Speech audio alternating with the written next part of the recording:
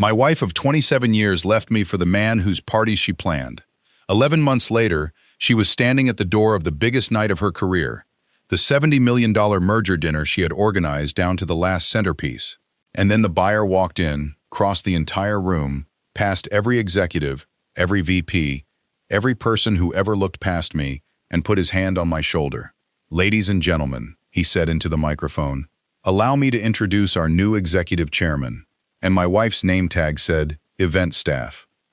If you've ever watched a man give everything to a marriage and walk away with nothing but his silence, drop a comment below and hit subscribe. This one's going to stay with you. Raymond Cole was not the kind of man who filled a room when he walked in. He was 58 years old, built like someone who had carried weight his whole life, and learned to carry it without showing the strain. He grew up in the West End of Atlanta, in a house where the heat sometimes went out in January, and nobody talked about it at dinner. That upbringing didn't make him hard. It made him precise.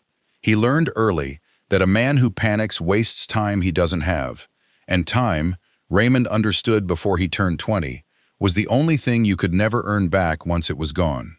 He built his career the same way he built everything, one careful layer at a time. Civil engineering wasn't glamorous work. Nobody put engineers on magazine covers or invited them to rooftop parties. Raymond designed the infrastructure that held other people's dreams up off the ground. Drainage systems, load-bearing foundations, the kind of work that only gets noticed when it fails. For 22 years, he did that work well, quietly reinvested what he earned, and never once described himself as wealthy because he never thought of it that way. He thought of it as prepared. There is a difference, and most people don't learn it until it's too late. Diane called his career dependable. She meant it as a compliment early in the marriage. By year 15, it had started to sound like something else, like a door she was measuring for a smaller frame. She was sharp, driven, always the most prepared person in any room she entered. She had built her own name in Atlanta's corporate events world, and the rooms she entered kept getting larger. Raymond was proud of her. He told her so. But pride, he would learn, is not the same as keeping pace. And Diane had started running a race Raymond didn't know he was supposed to be in. In 2009, Raymond was offered a contract in Dubai. Infrastructure development, 3 years. The kind of work that would have changed the shape of his career entirely. The number on the table was $2.8 million. He turned it down over a Tuesday dinner without making it an event, because Diane had just been promoted and her mother had been diagnosed, and uprooting their life felt like the wrong answer to a question nobody had asked out loud. He never brought it up again. Diane never knew it existed. That was the first thing he carried alone, and it would not be the last.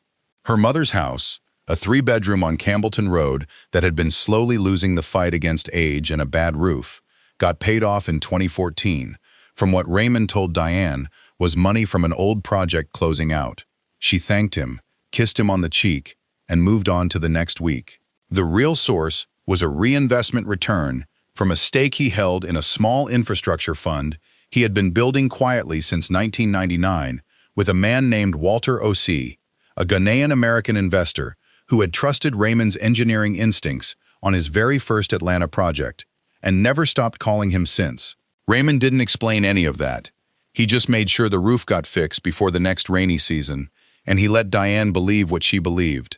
And somewhere in that silence, without either of them realizing it, the distance between them began to measure itself in things left unsaid rather than miles. By the time Marcus Webb appeared in Diane's orbit, a real estate developer with a sharp suit and a sharper ability to make a woman feel like the most important person in a crowded room, the marriage had already been quietly running on habit rather than heat. Raymond noticed the shift the way he noticed most things. Without drama, without accusation, just a man reading a room and understanding what the structure could and couldn't hold anymore. He didn't confront her. He didn't check her phone or follow her to events. He simply watched the woman he had built a life with slowly redirect her energy toward a door he wasn't standing behind. And he grieved it the only way he knew how. In the early mornings before she woke up, coffee in hand, looking out at the Buckhead skyline that still didn't feel entirely like his. She asked for the divorce on a Wednesday evening in March. She stood in the kitchen in her coat, keys still in her hand, like she hadn't decided whether to stay long enough for him to respond. She said she needed someone who still wanted to grow. She said it carefully, like she'd rehearsed it, like she wanted it to land clean without drawing blood. Raymond looked at her for a long moment, not with anger, not with the kind of hurt that needs a witness, just looked at her the way a man looks at a thing he understands completely and cannot change. He said he'd have the papers ready by Friday. She nodded. She left. And what Diane Cole did not know, could not have known, standing in that kitchen, with her keys in her hand and her mind already somewhere else, was that the man she had just called finished had a meeting scheduled in 6 weeks with Walter Osei, a meeting that would change everything she thought she understood about the quiet life she had just walked away from. The first morning after Diane left, Raymond woke up at 5:15 the same way he always had, made coffee in the same pot, poured it into the same mug, stood at the same kitchen window, watching the same Atlanta skyline go from black to gray to gold. People expected him to fall apart. His sister called every other day for the first 2 weeks, waiting to hear the crack in his voice. His barber asked careful questions with his eyes down. Even his doctor, at a routine checkup in April, asked how he was sleeping, with the tone of a man expecting a difficult answer. Raymond told them all the same thing. He was fine, and the part that surprised even him was that he meant it. Not because the marriage hadn't mattered. It had mattered more than he had words for. But grief, Raymond discovered, feels different when you've already been mourning something quietly for years, before it's officially over. He filled the space Diane left, the way water fills a space, not by force, just by nature. He started walking in the mornings, 4 miles through Buckhead before the city fully woke up. He called his daughter Simone every Sunday evening, conversations that started at 20 minutes and stretched to an hour without either of them noticing. He went back to reading, real books, the kind he used to finish in a week before marriage turned evenings into logistics. He wasn't performing recovery for anyone watching. He was simply, for the first time and longer than he could honestly remember, living at his own pace without anyone measuring it against something else. Some men lose themselves when a marriage ends. Raymond Cole found a version of himself he hadn't seen since his 30s, and he was quiet enough to recognize how valuable that was. The meeting with Walter Osei happened on a Tuesday in April, 6 weeks after the divorce papers were signed. It lasted 3 hours in Walter's Midtown office, on the 14th floor, with good coffee and a view of Piedmont Park going green below them. Walter didn't ask about Diane. He never asked about things that weren't his business. What he laid on the table instead was a proposal Raymond had not seen coming. Crestfield Partners, the infrastructure investment firm Walter had been building for over 2 decades with Raymond's quiet participation, was being acquired. $70 million. The buyer wanted the deal closed before year's end, and Walter wanted Raymond formalized. Not as a silent stakeholder, as executive chairman, on paper, in the room, at the table.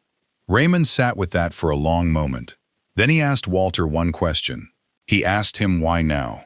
And Walter looked at him the way old men look at younger men who are still asking questions they already know the answer to, and said, "Because you've earned it for 15 years, and it's past time the room knew your name."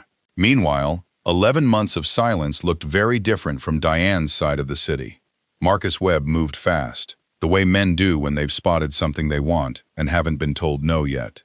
Within 3 months of the divorce, Diane had a seat at tables she had previously only arranged centerpieces for.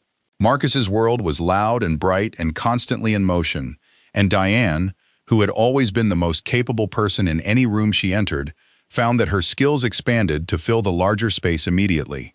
She was good at this life.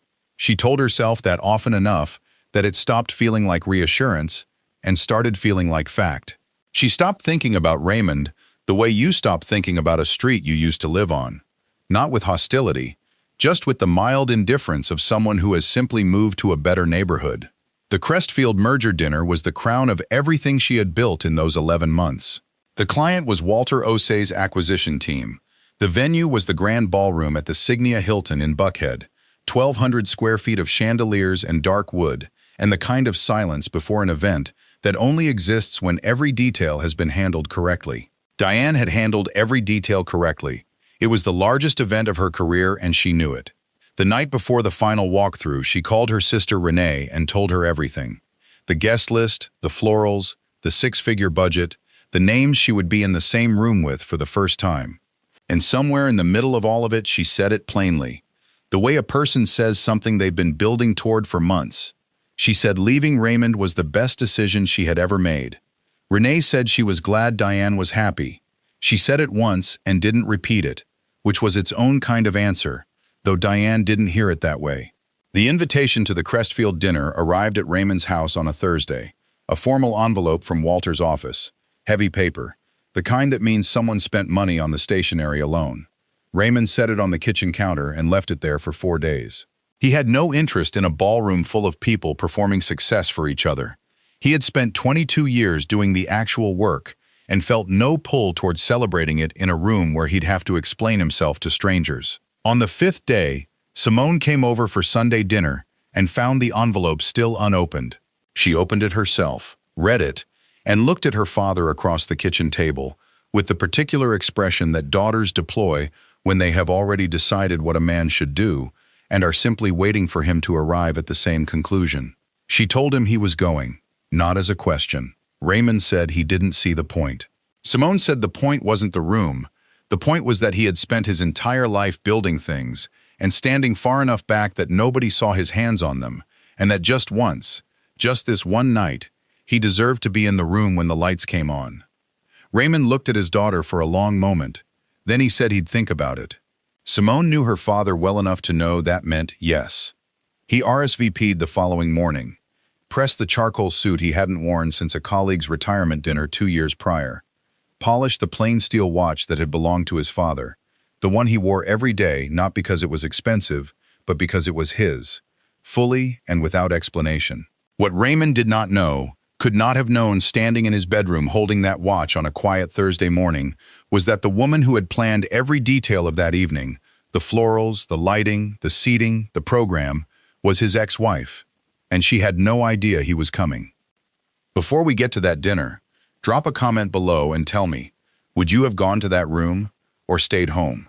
Because what Raymond walked into that night, nobody in that ballroom was ready for. The Signia Hilton on a Friday evening in October does something to the air inside it. The chandeliers throw gold light across the dark wood paneling, and the whole room smells like fresh flowers and money, and the particular tension that lives in a space where everyone is performing a slightly better version of themselves. Raymond arrived at 7:15, 20 minutes before the program was scheduled to begin, wearing the charcoal suit and his father's watch, and nothing else that announced him. He handed his invitation to the woman at the entrance desk, accepted a glass of water from a passing tray, and stood near the back of the room the way he always stood in spaces like this. Close enough to observe, far enough to think. He had been in rooms full of important people before. He had never needed the center of one to feel like he belonged in it. He saw Diane before she saw him. She was moving along the far wall near the event staff station, tablet in hand, earpiece in, the focused expression she wore when she was managing something large and doing it well. She looked good, confident, exactly in her element. Raymond watched her for exactly 3 seconds, felt nothing that needed to be acted on, and looked away. Whatever that chapter had cost him, it was paid in full, and he had long since stopped checking the receipt. What caught his attention instead was the man standing 12 feet to Diane's left, near the corridor that led to the private pre-dinner reception where Walter and the acquisition team were gathered. Marcus Webb. Raymond had never met him in person, but he had seen enough photographs in enough Atlanta business circles to recognize the face. What he did not expect was what Marcus was doing with that face, and that was pointing it very carefully toward a conversation he had no business being anywhere near. Raymond had spent 22 years learning how deals moved in rooms before they moved on paper. He understood the choreography of it, who approached whom, who laughed too easily, who kept their phone screen angled away from the person beside them. Marcus was running a version of that choreography right now, and he was running it badly, the way people run things when they are confident nobody in the room knows what they're looking at. He was positioned just outside the corridor entrance, close enough to catch fragments of Walter's pre-dinner conversation with the lead acquisition attorney, turning occasionally to type into his phone with the casual rhythm of a man pretending to check messages. Raymond recognized it the way a man recognizes the smell of smoke before he sees the fire. He set his water glass down on the nearest table. He walked toward Walter's corridor without hurrying, because hurrying draws eyes, and Raymond had no interest in drawing eyes. He found Walter just inside the corridor, standing with two members of the acquisition team, relaxed, unhurried, the steady warmth of a man who has closed enough deals to know that the last hour before one finalizes is not the time to become anxious. Walter saw Raymond, and his face opened into the kind of genuine smile that cannot be rehearsed. He excused himself from the two men and walked over, clasped Raymond's hand in both of his, and said it was good to have him in the room. Raymond thanked him, and then, without theater, leaned in and told him quietly what he had observed, where Marcus was standing, what he appeared to be doing, which conversation he appeared to be harvesting. Walter's expression didn't change in any way a bystander would have caught. That was the thing about Walter Osei. The older and wealthier he got, the smaller his reactions became, because a man who has seen enough knows that the most dangerous response to a threat is the one that tips the threat off before you're ready. He simply nodded once, patted Raymond on the shoulder, and said he'd handle it. Then he walked back to his two colleagues, and Raymond returned to the main ballroom as though the conversation had been about the weather. Walter made 2 phone calls in the next 11 minutes. Raymond didn't know the details of either call, and didn't need to. What he watched from his position near the back of the ballroom was a quiet, efficient sequence of events that most of the room never registered. 2 men Raymond didn't recognize approached Marcus's 2 associates near the corridor, politely, unhurried, the way professionals approach a situation they have already resolved before the conversation starts. Both associates left the building within 4 minutes of each other, coats on, phones to their ears, the practiced exit of men who understand when a room has turned against them. Marcus lasted another 19 minutes, during which Raymond watched him realize incrementally that the access he had been counting on had evaporated without explanation. Then Marcus straightened his jacket, said something to Diane that Raymond couldn't hear from across the room, and walked toward the exit with his phone in his hand and his face arranged into the careful blankness of a man who is leaving before he is made to.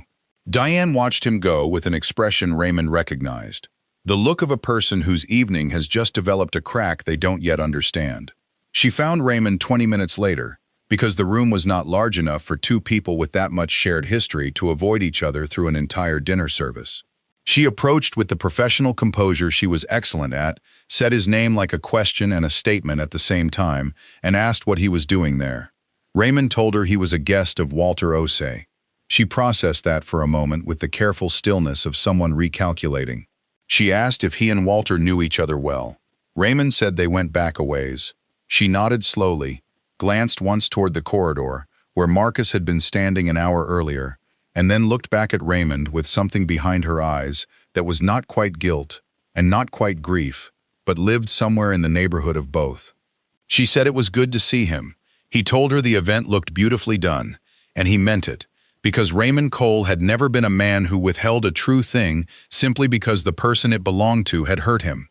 Diane thanked him, straightened her tablet against her chest, and walked back toward the event staff station. She did not look back, but Raymond noticed that her pace, so controlled and deliberate all evening, had lost just a half step of its certainty. The dinner program began at 8:45. Walter took the microphone from the host, with the ease of a man entirely comfortable with silence waiting on him. He thanked the room for being there. He spoke briefly about Crestfield, about what 22 years of patient work looked like when it finally came into the light. And then he paused. The kind of pause a man takes not because he has forgotten what comes next, but because he wants the room completely still for it. He looked toward the back of the ballroom, and every head in that room turned to follow his gaze. And the woman standing at the event staff station near the far wall, tablet in hand, earpiece in, finally looked up from her program and saw exactly who Walter Osei was looking at. Walter's voice carried across that ballroom, the way voices do when a room has gone genuinely quiet rather than politely quiet. There is a difference. Politely quiet is what happens when a host taps a microphone. Genuinely quiet is what happens when a room senses it is about to witness something it was not prepared for. He said he wanted to take a moment before the formal remarks to introduce someone. He said that in 22 years of building Crestfield Partners, there had been one constant, not a market condition, not a strategy, not a piece of luck, but a man. A man who had turned down opportunities most people in this room would have taken without a second thought, not because he lacked ambition, but because he understood that the most valuable thing a man can do with his ability is plant it somewhere and have the patience to wait for it to grow. Then Walter said Raymond's name, and the room turned. Raymond walked from the back of that ballroom the same way he had walked into every room his entire life, without performance, without hurry, chin level, hands easy at his sides. He was aware of the eyes. He was aware of the particular silence that follows an introduction nobody saw coming. What he was most aware of, in the way that peripheral vision sometimes catches the thing your eyes aren't pointed at, was Diane, standing at the event staff station near the far wall, tablet lowered to her side for the first time all evening, earpiece still in, completely still. He did not look at her. Not from cruelty. Raymond Cole had no cruelty in him and never had, but because she was no longer the audience he needed anything from. He shook Walter's hand, accepted the microphone, and turned to face a room full of people who had no idea who he was 20 minutes ago. He spoke for 4 minutes. He had not prepared remarks because he had not planned to speak, but Raymond was the kind of man who had spent decades thinking clearly under pressure, and 4 minutes of honesty did not require a script. He talked about 1999, about a young engineer from the West End of Atlanta who said yes to a handshake from a man named Walter Osei on a project that most of his colleagues said wasn't worth the drive. He talked about what 22 years of quiet work actually looks like from the inside. Not glamorous, not linear, full of Tuesday mornings where the only reason you keep going is that you decided a long time ago that you were going to. He thanked Walter. He thanked his daughter Simone, who was not in the room but would hear about this before the evening was over, because Raymond planned to call her the moment he got to his car. And then he said one last thing. He said that everything he had ever built had been built when nobody was watching, and that he had learned, slowly and sometimes painfully, that a man who needs an audience to do his best work will always be limited by the size of the room he's standing in. Then he handed the microphone back to Walter, walked back toward the rear of the ballroom, and picked up the glass of water he had set down 2 hours earlier. Diane left the event at 9:40, 40 minutes before it officially ended. Raymond saw her go from across the room, coat on, bag over her shoulder, tablet tucked under her arm. Her assistant said something to her near the door, and she responded without stopping, the way a person responds when they are moving toward an exit, for reasons that have nothing to do with logistics. Raymond didn't know what she was feeling in that moment and didn't spend time guessing. What he knew was that the life she had walked away from 11 months ago had just introduced itself to a room full of people she had been trying to impress for the better part of a year. Whatever that cost her privately was hers to carry. He had enough experience carrying things quietly to know it wasn't a light load. He found out later, through Simone, who heard it from a mutual friend, that Diane had called her sister Renee from the parking garage that night, that she had sat in her car for 40 minutes before she could drive, that what she said to Renee was not about Marcus, who had not returned a single call since leaving that ballroom, and not about the job, which she still had and still did well. What she said was simpler than any of that. She said she hadn't known. She said she had spent 11 months telling herself and everyone who would listen that Raymond Cole was a man who had already reached his ceiling, and she had not known. Renee, who had always been the quieter of the two sisters, said only one thing back to her. She said, "You never asked him." And then the line went silent, in the way lines go silent when the truest thing has already been said. Marcus Webb's name surfaced in an Atlanta business journal 6 weeks later in a story about a failed competing bid on a mid-size infrastructure acquisition that had fallen apart after 2 investors withdrew, citing concerns about information handling practices. His name appeared in the 4th paragraph. There were no charges filed, no public drama, just the quiet collapse that happens when people in serious rooms decide a man is no longer worth the risk. Diane's involvement was reviewed and cleared. She had been used without her knowledge, which was its own particular kind of damage to absorb. Raymond, when Simone told him, said nothing for a moment. Then he said he was glad Diane hadn't been caught in it legally. He meant that. No condition attached, no satisfaction underneath it. He simply meant it the way a man means something when he has genuinely let a chapter close. The morning after the dinner, Raymond sat on his back porch in Buckhead with a cup of coffee and his phone face up on the table beside him. At 7:12, a text arrived from Diane. He read it once, set the phone face down on the table, poured himself a second cup. The Atlanta morning was doing what Atlanta mornings do in October. Cool and gold and unhurried. The kind of morning that doesn't ask anything of you. Simone called at 7:30, and Raymond told her everything. And he could hear her smiling through the phone, the way daughters smile when the fathers they love are finally, visibly all right. He did not reply to Diane's text that morning. He did not reply that week. Not because he was punishing her. Raymond had never been built for punishment, but because some doors, when they finally close all the way, don't need to be opened again just to prove that you've moved on. The proof was the coffee, the quiet porch, the Atlanta light coming up gold over the tree line. The life he had built when nobody was watching, standing up straight without anyone's approval to hold it in place. If this story moved you, if you've ever been underestimated by someone who should have known better, hit subscribe and leave a comment below. Every week we bring you stories about people who kept building when the world stopped watching. You don't want to miss what's coming next.